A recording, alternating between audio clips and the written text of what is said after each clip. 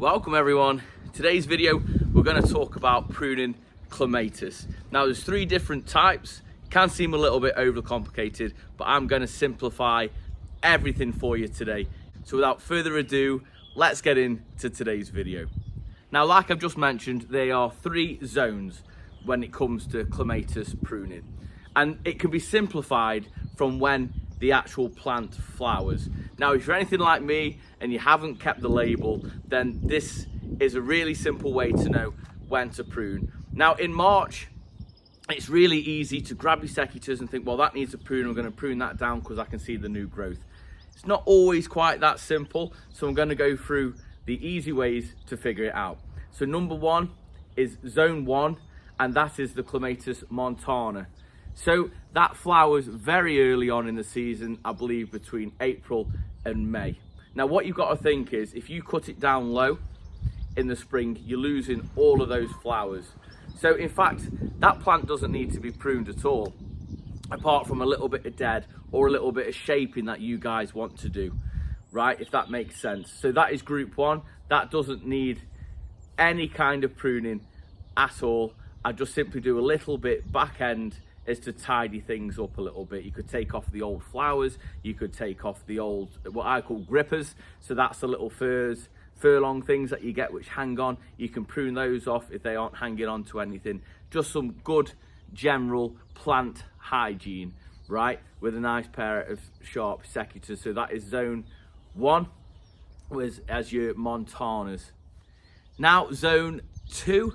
Zone 2 again goes off the flowers, the flowering time, right? So what you want to be looking for is zone 2 is early summer flowers. So I'm talking June, July time. And what you have to do with those is prune them back to the framework. So you're not looking at giving them a harsh prune, you're just looking at maintaining them. What I mean by framework is, and I will show you in a minute with mine, I've got an archway and I'm just taking it back to the arch, just where I want it to grow. You're not taking anything lower down, because again, if you prune it quite low down, then you run the risk of losing those flowers. And number 3, or zone 3 should I say, these flowers will be late summer, and these are the varieties of clematis that you want to cut down to knee high.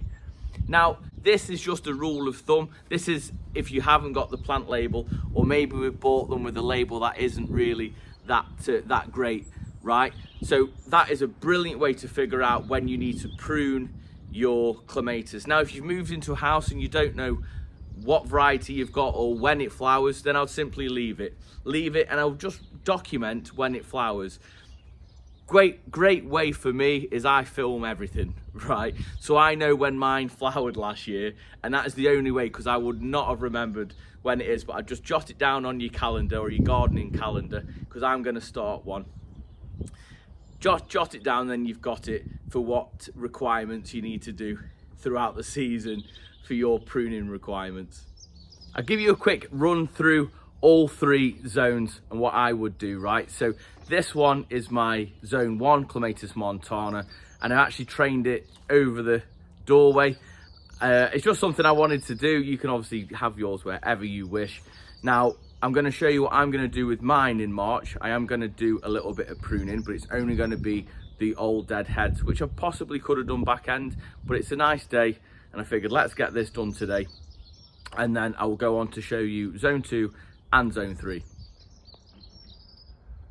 Now it doesn't look like much, but in spring I have loaded flowers all the way across the top of my doorway, and it looks rather good. But you can see here where you've got the old flowers, spikes, so I'm going to simply take these off, and you can see the new buds growing just here. But I'm going to go ahead, take all the flower spikes off this. I'm not going to worry about the rest of the plant, just so I tidy it up over the door. And that's all that this needs in spring.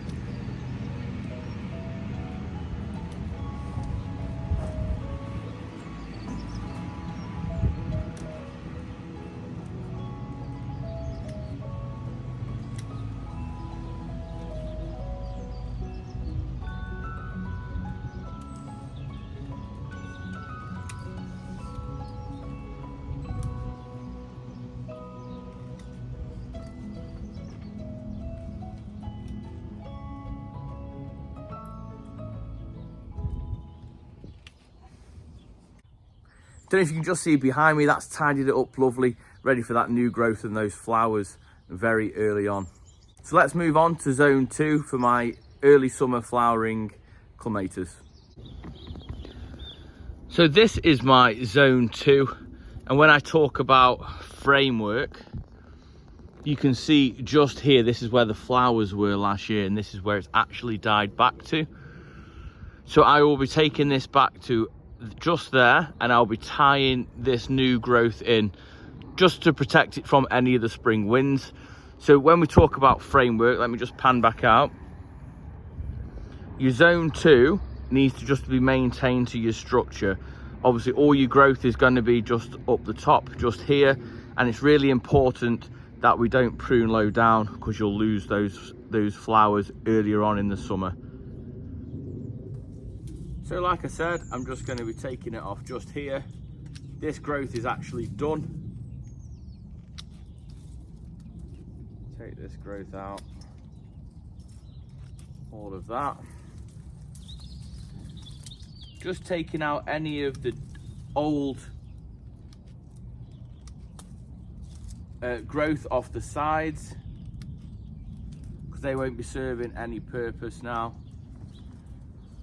And then let's get this tied up, ready for hopefully a really lovely display.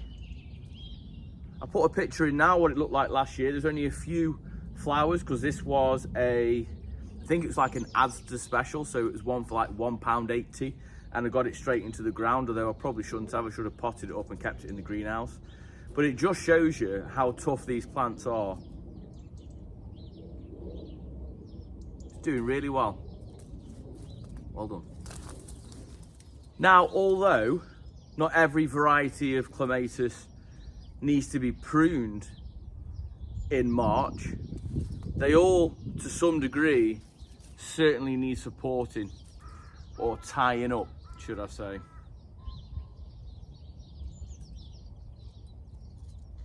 Now, I just use like a garden twine, and I do it quite loosely, so I still give the plant some movement. Too tight, you'll strangle it, or too tight, when we really get the heavy winds, it'll just snap them straight off, right? Well, this is doing really well.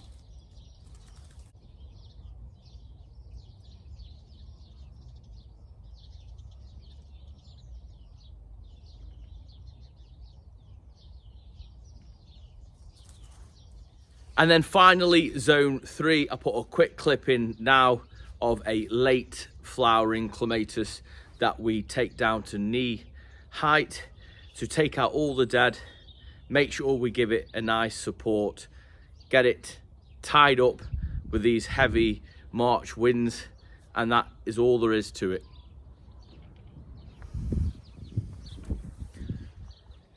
And there we have it. I hope I haven't overcomplicated it with the 3 zones, with the 3 techniques.